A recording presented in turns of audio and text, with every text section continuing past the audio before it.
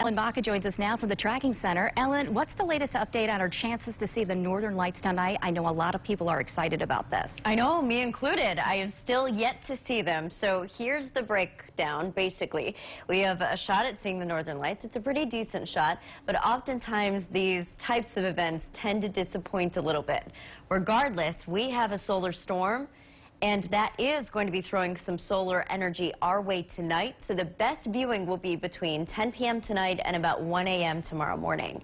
If you want to see the northern lights, the best chance is to head away from city lights.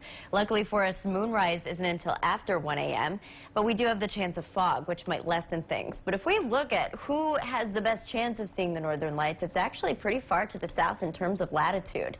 Everyone encompassed in that green color, those are the folks that could see the northern lights, not just overhead, but off to the north.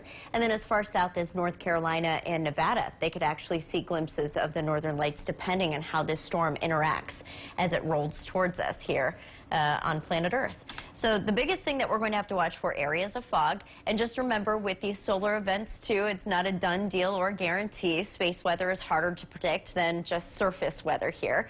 But regardless, it's a decent shot and a better shot that we've seen for many years.